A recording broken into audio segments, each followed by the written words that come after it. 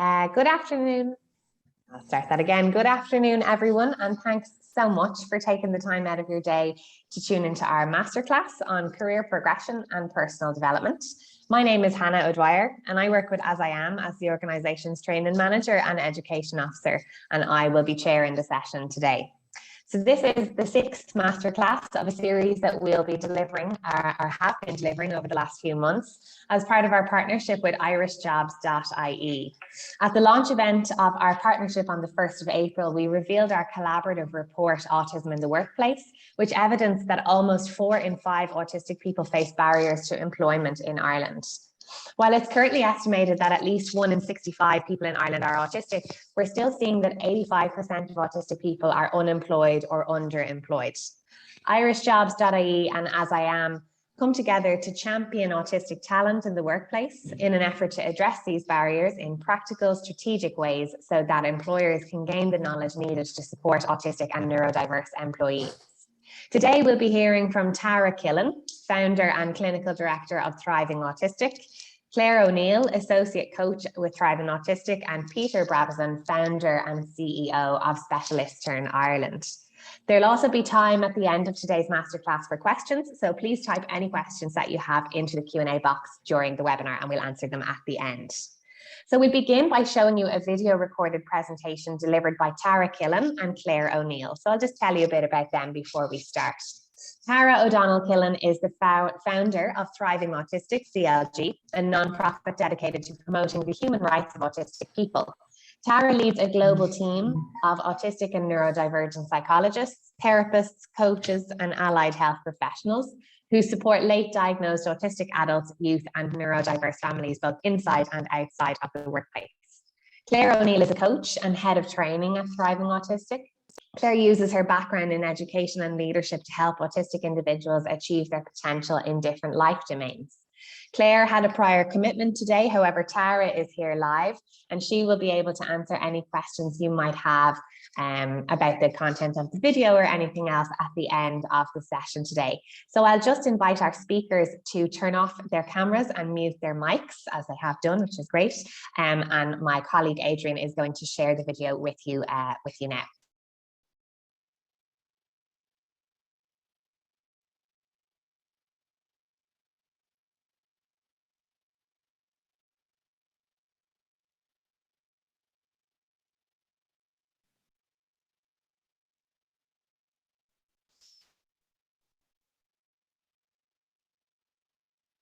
Adrian, I think you might need to share the sound again.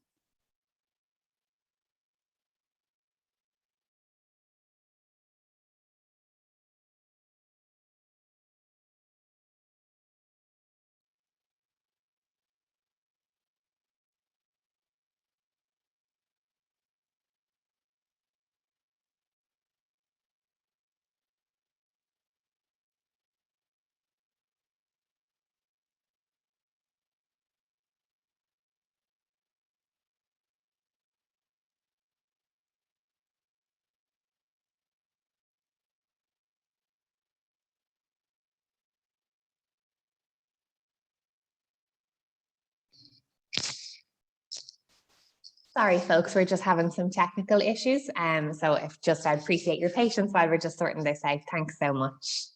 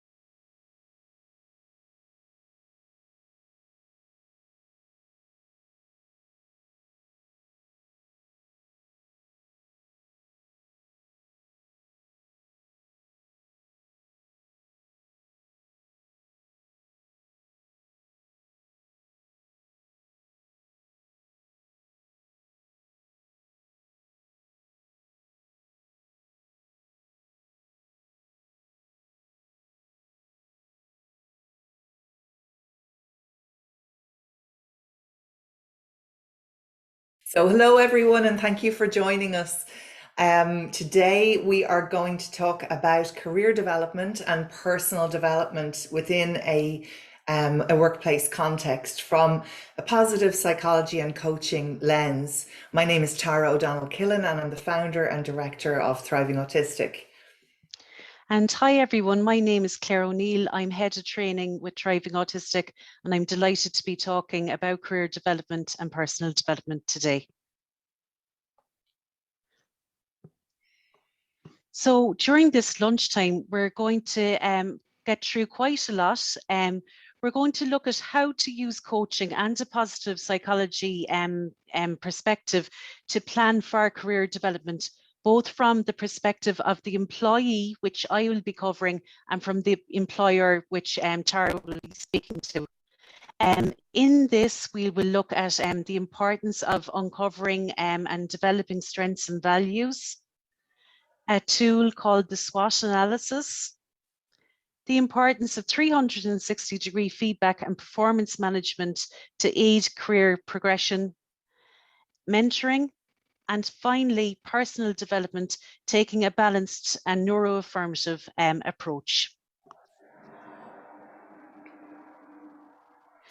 So focusing on career progression, and we're going to take this, as Claire said, both from the employer's perspective and the employee's perspective.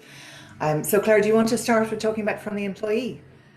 Yeah, so some of the tools that we'll be going through this lunchtime are tools that I have personally found very effective when I've been focusing on career progression, and also in my work coaching coachees who are looking to make that next step in their career or making a change in their career. So these tools are concrete and they're solution focused. Fantastic. And from the employer perspective, it's always so important to have a clear understanding of what the key roles are in your organization, and to plan for succession, to plan for development of the staff members, to see who could fit in those roles, get a really clear picture of what skills are needed to function best in those roles, which is really best practice across the board. It helps everyone, but particularly your neurodivergent and autistic employees. So here we have the GROW model, and the GROW model is a simple but effective coaching tool that employees can use to self-coach. So if we take the example of John, an employee who's been working with his company for 3 years and is now looking to make the next steps in his career, but he's not too sure what to do or how to go about it. The first thing John could do is look at what actually is his goal. Is it promotion? Is it a different title? Is it a different role within the organization? Or is it a pay increase, or a combination of these factors? So the next thing that John would do is would look at the reality of his situation. You know, maybe look back at his last performance review to see, are there any actions that he needs to take? Is there any training that has been recommended by his line manager? Is there anything that he can do to kind of enhance the role that he's in at the moment? And is there any other further actions that he can take to maybe reach the position that he wants to within the organization? So next thing that John would do would look at his options. So options could be maybe talking to HR, talking to his line manager, maybe reaching out to peers. If John has a mentor, having a one-to-one with his mentor. If there's training and packages on offer in his organization, maybe it's taking on some training, but really looking at the options that are available right here, right now for John to help progress his career. So taking all of that into account, John will then come to the W part of the framework. What is the way forward? So like, is it booking on the training? Is it after talking to his mentor or line manager to take the next 3 actions that they've recommended? And way forward can also stand for will. What is John's will or motivation to take the next steps, you know, to take the actions that will help progress his career? And, you know, if it's only at a 3 or 4, why is it there? what can John do to get it to a 7 or an 8? So GROW is just a very effective model to help brainstorm and plan if you are looking at career progression or personal development. Thank you, Claire. That's a fantastic explanation of it. And you can see how useful this tool is both for an employee to use themselves, even as a self-reflection tool, but also from the employer's perspective. You know, as managers, we're not we're looking to get the best out of our people. And so the newer ways of doing that is, in management terms, to really look to coach your clients and coach your staff and find exactly what they want to achieve and help them achieve it. And so you can use this to look from the big picture, looking at your company. What is your goal for the company? What is the goal for the department? What is the goal for the team? Right down to individual conversations with employees. What is their goal? Finding out what their values are, what they really want to achieve within the context of your company and your business. So really, it's such a flexible tool that can be used across the board. Thanks, Tara. Perfect. So following on from the GROW model, something that I would often use with my coachees who are looking to progress their career is to look at their strengths and their values. And today we'll focus really on strengths, because there are really useful tools out there that we can use to identify our strengths and develop our strengths. A useful starting point for employees who are maybe not very used to exploring their strengths would be the VIA Character Strengths Survey. And it will identify your 5 top signature strengths, and it can just start a really interesting reflective process about what you have to offer to the company. VIA is quite a general strengths profiling tool, but I think it's really useful to use with neurodivergent individuals. Oftentimes, for really complex reasons, autistic and neurodivergent people are not very aware of their strengths. They're not very confident in their strengths, and this tool can just be a really nice starting point to kind of discover what your key and signature strengths are. Then, if this has been an effective exercise, there are several more career-focused strengths profiles, and one that I use a lot is by Capfinity. It has more strengths than the 24 that you find in VIA, and they are more geared towards a study or workplace setting. Both those tools, I would really encourage employees that are looking to progress their careers. I think this is a really, really good tool to use. Thank you, Claire. And then from the employer perspective, the field of positive psychology and its application into the workplace has brought this strengths profile to the fore, and these character strengths in the workplace context. What we've learned is that previously within industry, within corporate world, we have been focusing on trying to improve people's weaknesses and looking for the areas that people on our team struggle with, and then putting attention into improving those and training people to improve their weaknesses and their weak areas. But what we've discovered in the last 20 years through the field of positive psychology and the focus in on strengths is that it's actually much more effective from bottom line point of view, and also from a personal fulfillment point of view, for people to focus more on their strengths. So if you were to put the same kind of attention into the strengths of the employees that you have and what they can bring to the business, it actually will improve your productivity. It'll improve the bottom line, which obviously is, so vitally important. So this kind of information and the application into the workplace has been put in place across the US now, and in many larger multinationals, particularly coming from Australia as well over. But in Ireland and in Europe, it's really an emerging field. What's really interesting to see is how effective it is, in particular for autistic and for neurodivergent employees, because they tend to have what's known as, I suppose, a spiky profile is one of the things that's known to accompany neurodivergence, where you could say that we're not typically generalists, we're more typically specialists. So you will have employees who are neurodivergent who have extremely capable strengths that put to use and harnessed really improve the potential of your business. So from a employer perspective, for instance, just to give you a quick case example, a team that we were working with, a person on the team was promoted. They had excellent strengths in many areas that were needed, but one strength that they did not have was effective team communication. And so they found it difficult and a struggle to do things like pick up the telephone and make calls into colleagues and check in on them. They found that a real struggle. So what happened instead was that looking at the team, doing a team strengths with each individual in the team, we discovered that actually, across the board within the team, each person had different strengths that brought together really made the whole team work much more cohesively as a whole.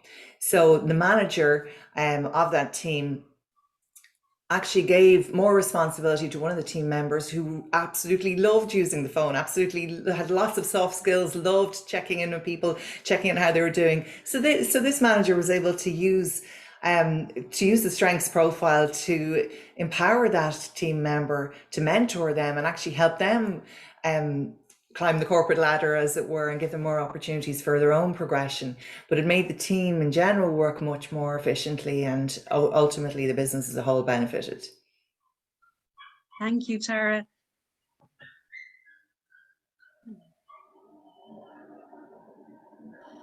So another tool that can be very useful to use, and this is one that you're quite possibly familiar with, and I'm just moving us here, is the SWOT analysis tool. And as an employee, this can be a really useful tool to use as a lead on from or a follow on from the GROW model. And again, it's really charting your own strengths, which you should have now more awareness of, having done the strengths profile, and weaknesses. Now, I'm not too sure how fond I am about weaknesses as a title, but that's what it is in SWOT analysis. So maybe your challenges are kind of things that you have to overcome, and kind of being very aware of those and being realistic about them as well. And then you can move on to external opportunities. So that's the O of the SWOT. And opportunities could be things like mentorship programs in your organization, further training and networking, mentoring, sorry, I already mentioned.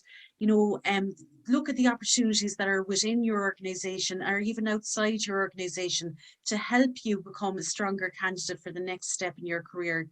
And then threats, and like as an employee looking at threats, again, that's kind of a very strong word, but like it could be like, have you got as much accommodations as you need? Like, is there good communication practices in your organization? Is there anything that you can do to enhance that? And also, your environment where you're working, is that being used optimally, and are you being supported optimally in that? They are just some.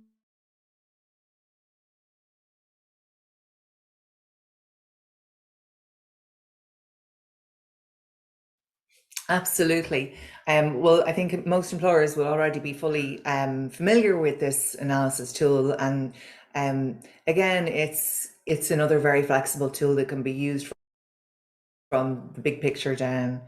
But looking from a neurodivergent perspective at this, and your neurodivergent employees, what are the strengths? What is it that you have to offer neurodivergent employees in your workplace? Do you have, for instance, quiet places that people can work if they need to focus without interruption? Do you have facilities for remote working for employees who need to work from home or need to work in a quieter environment where they can control the environment? What are the weaknesses? What are the opportunities? What kind of coming to this training is an opportunity? What kind of accommodations have you got for your employees? Thanks, Tara, for that. It's fabulous. Okay, so moving on. Okay, so other things or other tools that employees have found useful are 360-degree feedback and using performance reviews to kind of really focus in on career progression. Now, in my experience of using 360-degree feedback, I would use this as an informal tool. So it might be that that the employee would informally ask a trusted colleague, you know, maybe a trusted line manager, you know, just and somebody in a different role in the organization, just for feedback. And it could be something as simple as, what do you think I do well? What do you think I could improve? What role could you see me in the future? And kind of get that informal 360-degree feedback from different sources, and not just in the formal performance review meeting. Performance reviews can, if they're done well, be really, really beneficial in terms of charting career progression. I think any good performance review there should be some kind of discussion around where the employee wants to be in the future, you know, what's the next step for the employee, and, you know, ideally then that within that performance review that there may be some actions as a result of that conversation. So they are just two mechanisms that are, I suppose the performance review is more common, but the 360-degree as an informal tool can be very beneficial. Tara, yeah. Yeah, I agree. And I think, I suppose the 360-degree feedback can be, as you say, it can be somebody who's a peer in your workplace, or it can be people who are, you know, your managers. It can be people who you manage. But one thing that it's really important to adapt in terms of neurodivergent employees, from the employer's perspective, is to ensure that this is taken with a strengths-based approach. So it will be really important to, first off, you know, recognize that there will be communication differences between neurotypes. And so there is no one perfect neurotype, you know, we're all different. So it would be just really important that if it's somebody who is not neurodivergent, handing back any feedback, particularly as well in performance reviews, that it's framed from a very strengths-based perspective, that we talk about people's strengths, what they're doing well, as you were saying. One tool that I've seen people use really successfully is, you know, 3 things that you're doing excellently well, and 1 little tip that maybe you could work on changing. Yeah. And very much linked to, you know, to kind of like, say, the last slide is then kind of looking at other structures or other supports within the organization, or even outside the organization. So an employee, I would think having a mentor or a critical friend is just so beneficial. You can have both. So you know, I've had many kind of informal mentors throughout my career, and, you know, it's just been invaluable. Just somebody who's a really sound kind of judge of situations, somebody who can kind of, you know, rein you in when you need to be reined in, or kind of encourage you and push you when that's what you need. So you know, it's brilliant if an organization has a formal mentorship program, but there's nothing stopping an employee seeking out informal mentors. And generally speaking, you know, from experience, most people are delighted to be asked to be somebody's mentor. It's a real compliment, I suppose, to be asked to be somebody's mentor. A critical friend then is something similar to a mentor, but different. Sorry. So it could be just, you know, it could be your work colleague who, you know, will give you kind of that honest feedback, who won't just you know, who won't just be your cheerleader. By all means, they'll be your cheerleader, but they'll know when to kind of have that difficult conversation with you as well. So both those relationships, I suppose, are really, really important if you are considering career progression or career satisfaction and personal development.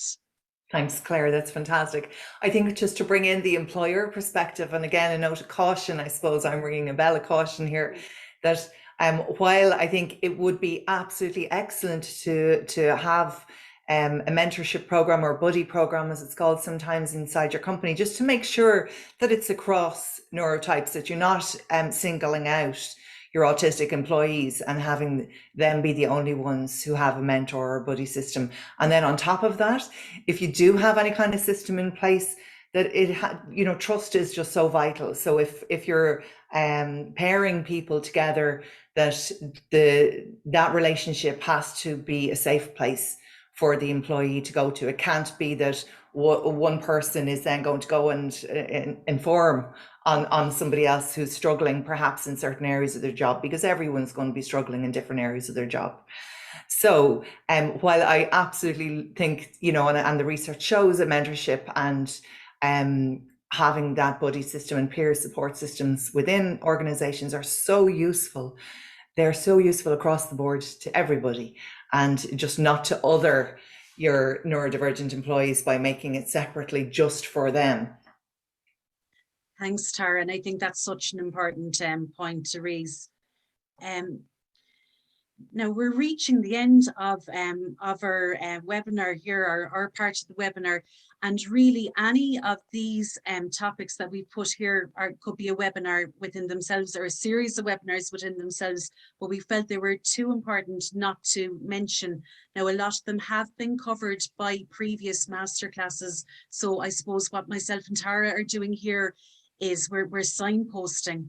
So from an employee perspective, it's so important if you are, it's so important anyway, but especially if you are kind of undergoing a period of change in your career or progression in your career, it's really important to kind of have a solid understanding and acceptance of your neurotype. And I'm really speaking to the employee, and just knowing what reasonable accommodations that you need to perform best in your role. Please be sure in your communication preferences, and obviously, we have to work within kind of organizational policies and procedures. But if you have a strong preference for written communication or asynchronous communication, state that. You're going to be more effective if you're using the communication style that works for you best.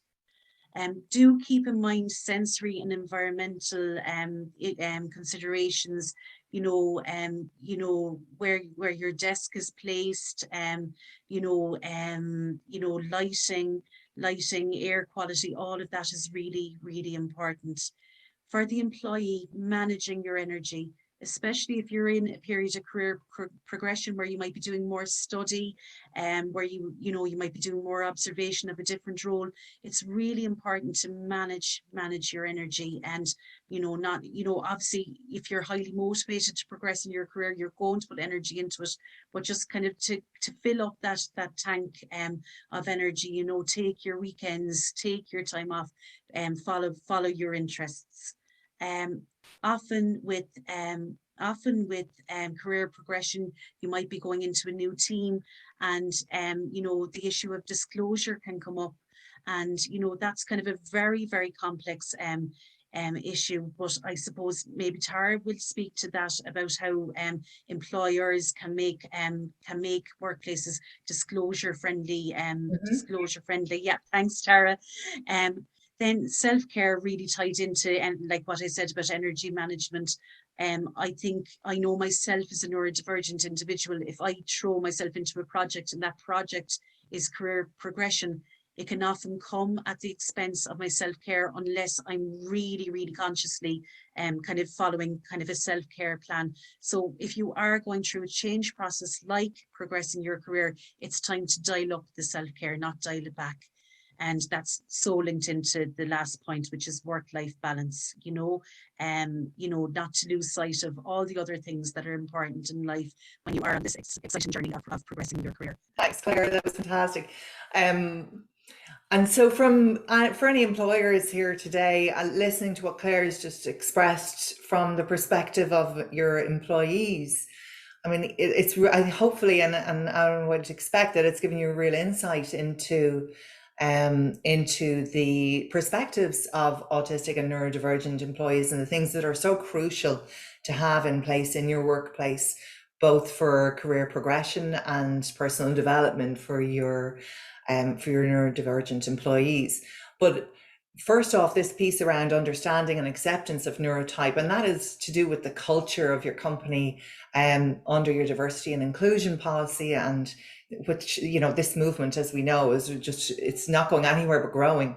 So really getting more education, educating yourself, educating your employees, and looking to see how the culture of your workplace can become much more inclusive.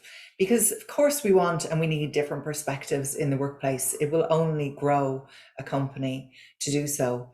So then from that perspective, looking at what accommodations are there, asking your neurodivergent employees, seeing, is there, and it's actually, I'm jumping down now, but it's linked into this disclosure piece. Is there a neurodivergent network that you could somehow foster in your workplace? Are there any neurodivergent employees who'd be interested in setting it up? And not necessarily just people who are adjacent to neurodiversity, but neurodivergent employees themselves, to have a space that they can discuss things like disclosure, things like accommodations, you know, and as Claire was saying, their communication preferences. Again, it is a best practice to facilitate different communication styles and communication preferences or needs within a workplace context. And also the sensory and environmental considerations are something that universally will improve the well-being of all of your staff. Energy management for your employees, if you're, you know, aware that certain members of staff are continually doing a lot of overtime, or there's been, you know, particularly difficult or busy periods in the workplace, you know, how can you support them to manage their energy better? And that again ties in obviously with the work-life balance and self-care. So overall, it is really about fostering this culture of a more diverse and inclusive workplace, and doing that by asking those who are directly affected, by living in an environment and working in an environment that wasn't actually designed for them. So finding out from them specifically, what do you need, and listening and making the changes, but taking a strengths-based perspective, recognizing that every individual has strengths that can contribute to the greater whole of your organization. So that brings us to the end of this recorded part of the webinar. And you know, we just want to say a huge thank you to AsIAm for inviting us here, and our contact details are there. Thank you, Claire, and thank you so much. And yes, if you need to contact Claire or myself, we're at thrivingautistic.org, and we are a non-profit organization of neurodivergent psychologists, coaches and therapists, and we support neurodivergent and autistic people both inside and outside the workplace, along with providing trainings.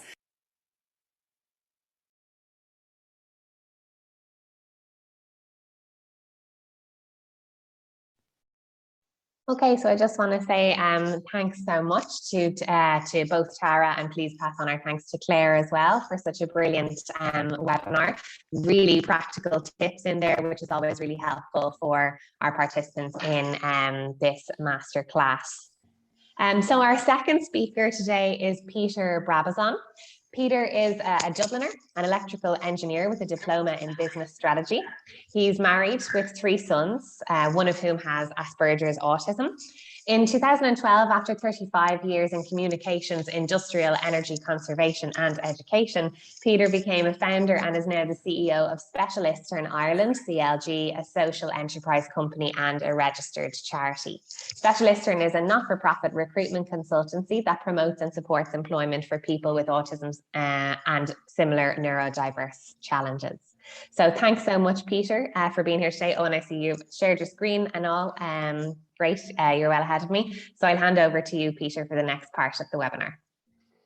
Thanks very much, Hannah. Thanks very much indeed. And thanks very much to Thriving Autistic, who've really set us up well, I think, as well. So my focus in this is, yes, we're going to talk a bit about career progression and personal development, but more from the feedback from our actual candidates, if that's okay. Just before I get into that, though, this is an introduction to our operational team, and led by Noreen Murphy, and the similar qualifications, I think, to Thriving Autistic. So there's I think it's 8 have either an MA or a PhD in the group of mainly women, I have to admit, but that's the type of caring business we're in, I suppose. And also you'll see we're all over the country now, with only less than 35% of the candidates that we're supporting actually coming from the Greater Dublin area. But in a nutshell, we have this logo, which sort of explains where we come from. And basically that a person who's neurodivergent, if they're in the wrong place, and I'm talking about employment today, they're unemployed, they don't last. But if they do get support and are valued and nurtured, they're employed. So just very quickly, this slide is telling you that we've grown. That's really what it is. And whereas in the first year, we placed 4 people, I think last year we placed about 80 people, and we're supporting 62 today. So, and we're right across the board. We used to be associated with just the IT sector and high performing people, if I can use that expression, but actually we have people who are doing operative jobs right through warehousing, right up to high performing, of course, people in the IT industry, for example. I really wanted to today focus on the feedback from those people. So just to let you know who we're talking about our typical candidate, who is male, and that's why we have Patrick here. His average age is 24. That's because a big focus for us is working with about 10 colleges around the country. A lot of them have qualifications, but not all, in the so-called STEM subjects: science, technology, engineering, and maths. And they have education levels that extend right up from level 4 to level 10, a PhD. So you can imagine we are dealing with quite a mixture of different people.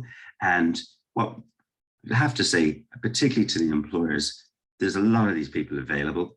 When they come to us, they're 90% unemployed. Some are looking to just talk about career progression and moving. But what we have here are often loyal, accurate, hardworking, and talented and humorous people, and they don't move around that much. And they are talented. And the big areas for us extend right across from IT and finance and that, right down though to PR. We've got 2 in PR companies and in media.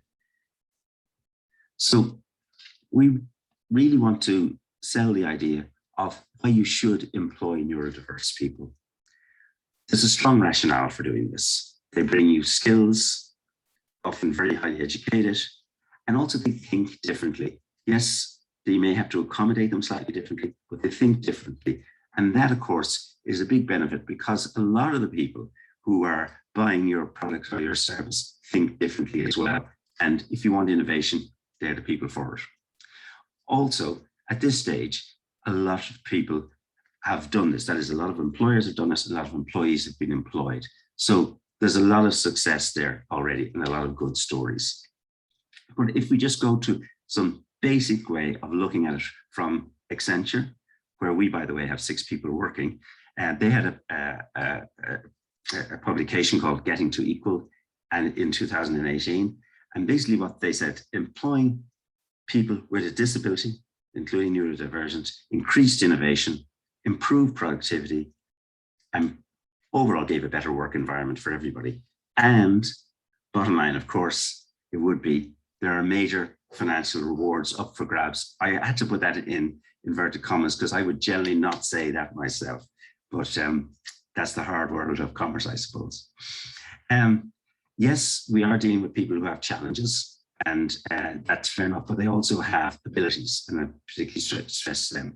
So there are issues, and you'll see this with some of our people. They have lack of understanding of social skills, or they've, particularly though what we work on is they have challenges gaining employment. And that's a big area for us.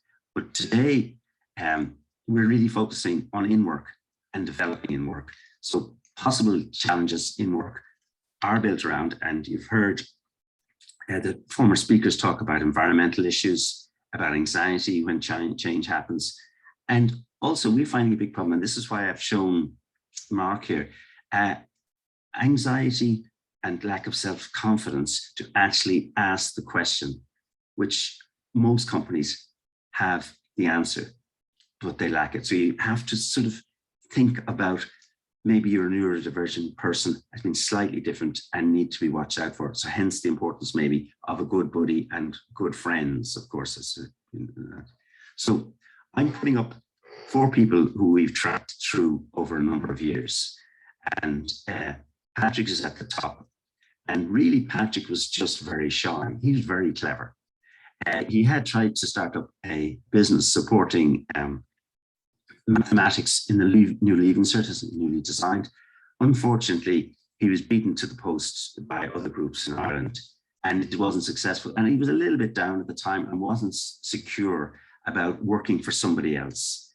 And really, that was all about the autism-friendly interview process, which we were just introducing at the time.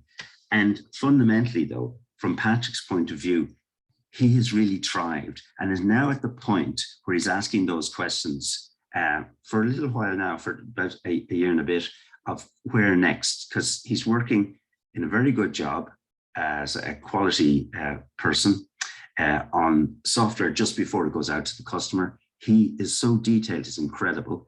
He's a very likable guy, tells some awful puns, but really is likable. And he now wants to go to the next status. He has got his own place, an apartment downtown. He does have a girlfriend and he's progressing. So they're looking for the usual mortgages and stuff like that. And that's where we've come in. I'll talk a bit about helping there, but he's progressing very, very well. I mentioned Mark already, shyness. He joined, actually went through SAP for a while doing a job totally unrelated to his qualifications, but then ended up in NAMA and now is fully, what would I say, a permanent in NTMA, the host body there. He has really developed, getting his own place, and also now he's confident enough, whereas he's a very shy person. So recently he gave a presentation in the central bank, which is just down from NTMA. So he has really grown. What we've been finding, though, to help him to grow is some advice on, for example, seeking accommodation and that.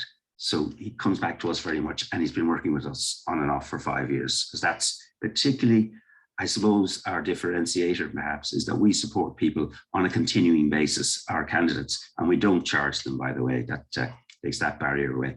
Either the state or the companies themselves fund that work. The other person is Nick. Nick is the first person we ever placed. We placed him in Microsoft 8 years ago, and he has grown with us. He's given us a lot of advice on our own support service to other people. He has sensory issues to do with texture and not to do with color, which we thought was the issue. He always wore bright blue and orange tracksuits and runners. And the deal was that when he transferred to SAP, if he could just wear dark black clothing and that'll be fine. He could stick to the tracksuits. In fact, as you see in this picture, more recently, he's moved up to having bright blue again. But Nick has really developed. He has also some issues around transport.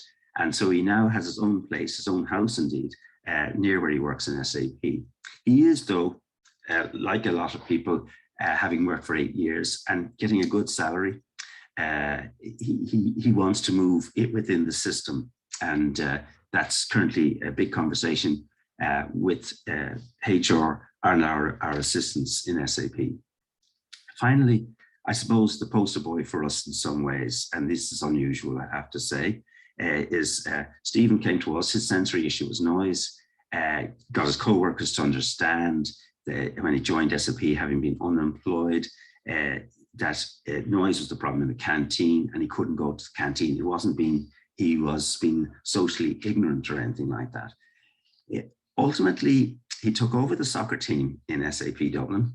He became the manager of his former co-workers, and ultimately he got married, and he was headhunted to Canada. So you can imagine, quite a successful guy. Now, obviously, not everybody's like that. In fact, neurodiverse people are almost the same as regards neurotypical people with regards to their career development.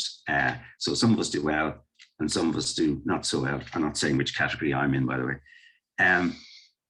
So on personal development, first of all, before I talk about career, I just had a quick look at 83 people who have been working with January to August of this year, who are in a particular program called Ability, funded by the state.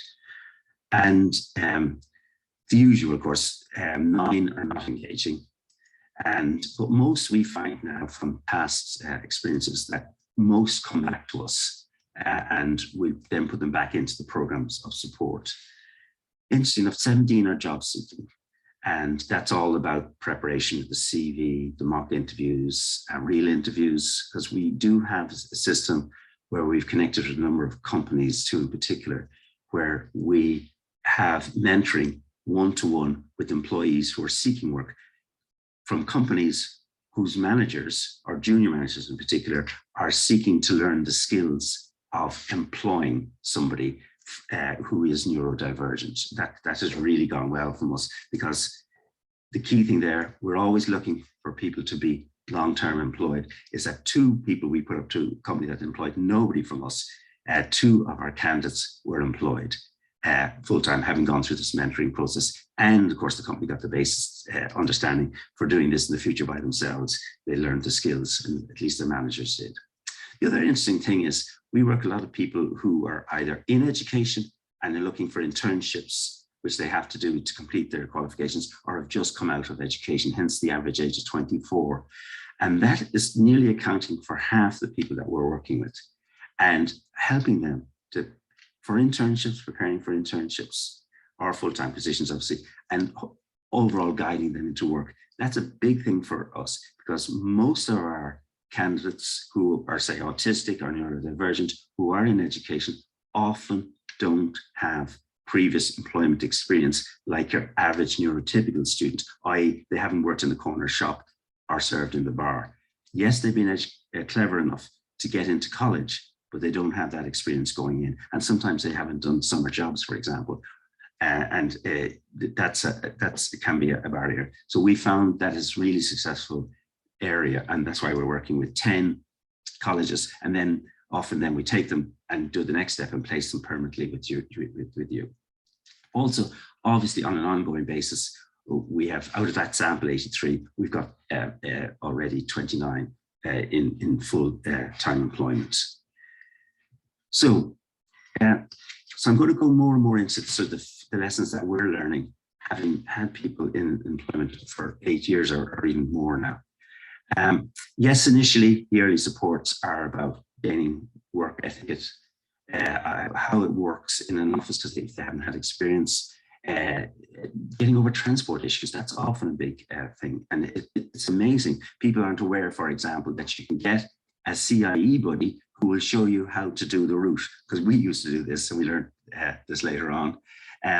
Financial budgeting, basically domestic budgeting, is often a problem for young people who suddenly get work and haven't either lived away from their family, and how do they get around? One guy we're supporting now for 8 years has his own car, lives in Naas, outside Dublin, therefore he works in Dublin, and his own place. So at first he didn't know how to do that at all. Also lately, particularly with our older candidates, there are tragedies happening, like they do in all families. When there's a family death, a parent getting cancer, I'm thinking of 2 specifics, and that's where we're starting to get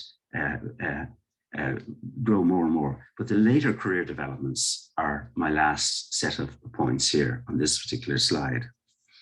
So ultimately what we're talking about is a lot of time we're preparing people for promotion, including interviews and that, because they mightn't have done some in a few years. Also, though, seeking information on work opportunities within their companies, returning to education, or moving to other companies. And we give them a balanced view, even though they're working for a client partner of ours, if you want to call our companies that.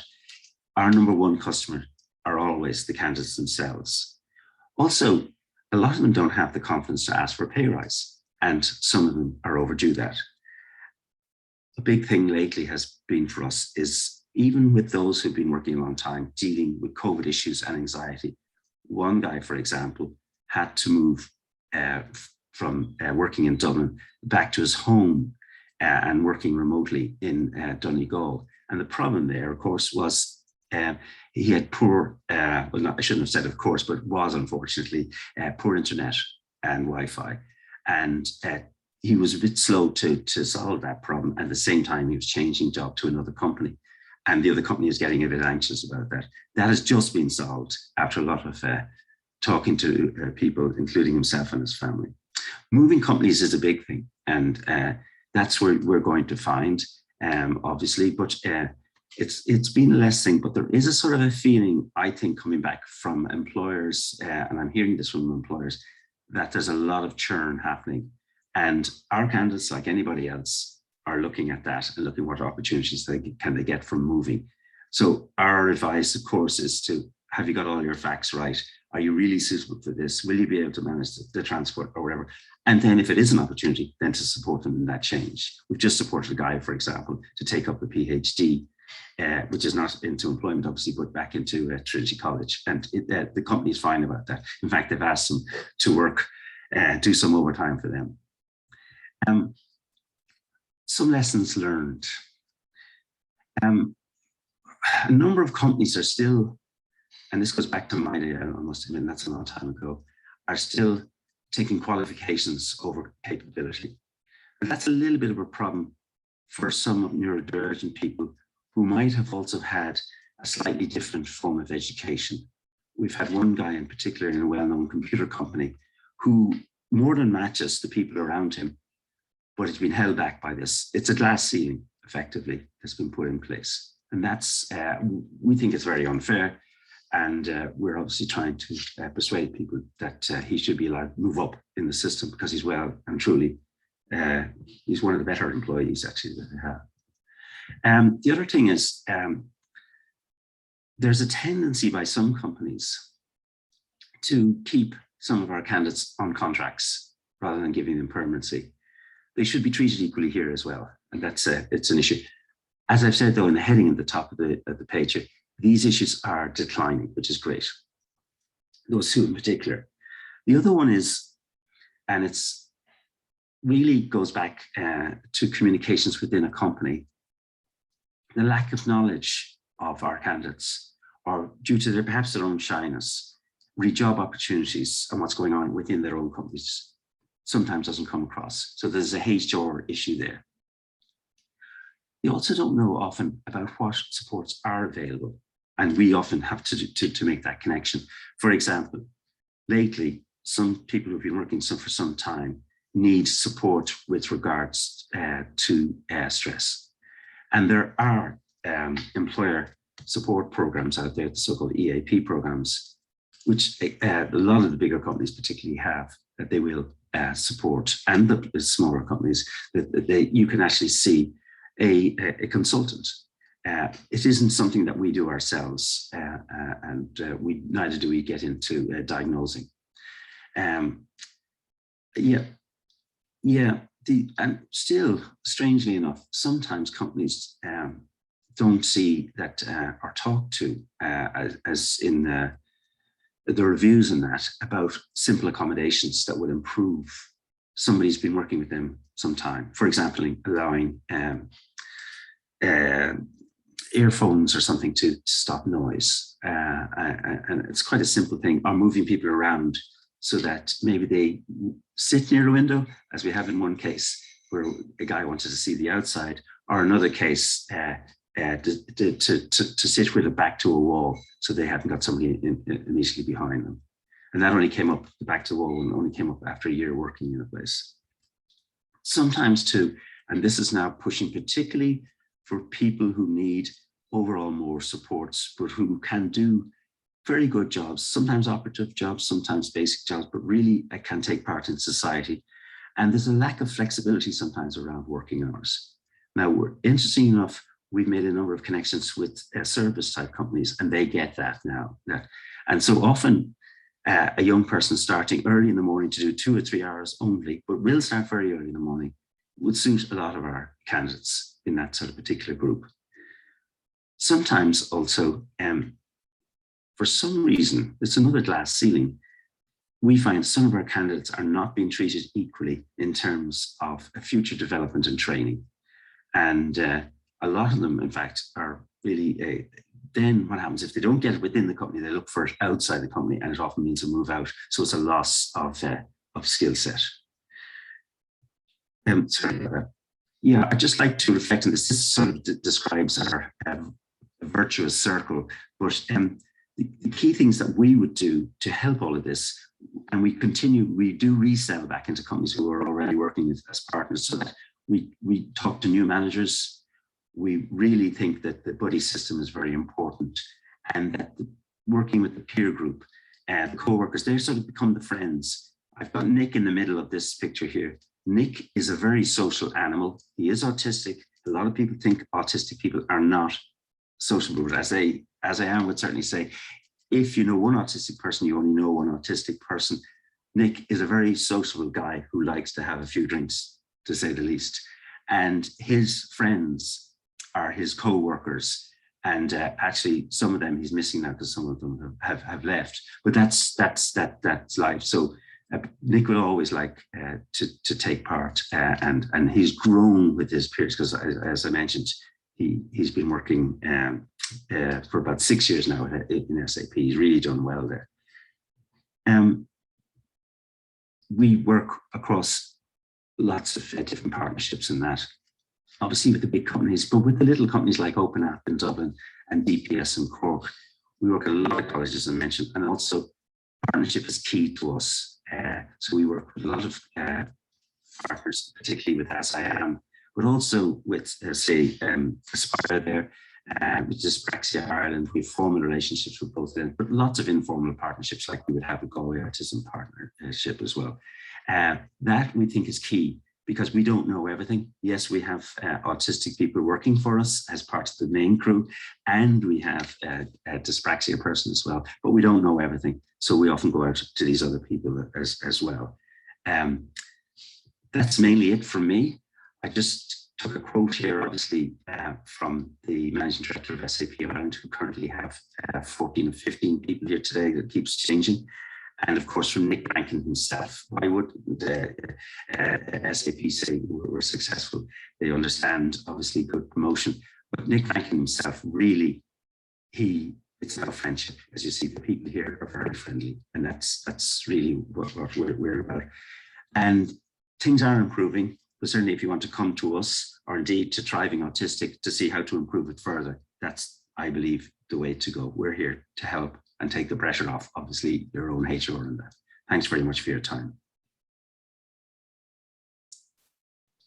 Thank you so much, Peter. That was such a lovely presentation, and I think so nice as well to make it very person-centered, and the case studies really kind of putting a face to all of these topics and reminding people this is about actual people in the workplace.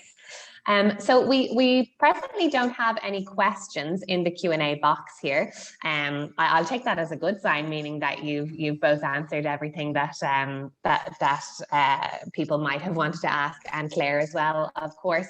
But I might just give just 1 minute in case anyone is frantically typing right now a question. I don't want to leave without them getting a chance. So we'll just hang on for a minute. And then we will depart if there isn't a question coming through in the next minute or so.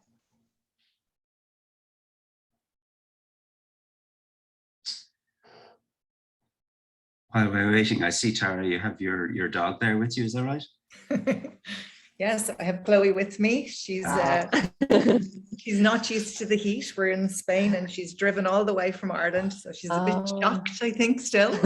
Oh, okay. I would have introduced our Leo, but he's taking a rest. Normally he in these videos he goes back and forward behind me, and I have to out today. I think he's a bit unwell or something. Oh. Okay, well, I don't see any questions coming in. So again, I'm going to take that as a very, very good sign. So just to finish off then today by saying thank you so much to Peter, to Tara, and to Claire as well, for their input into today's session, and to all our participants who took the time to join in today. I hope that you found the content presented today interesting and helpful to you in your journey towards becoming an autism-friendly workplace. So thank you again, and have a lovely rest of your day. Bye, everyone. Everybody. Bye-bye. Bye. Bye. Bye-bye.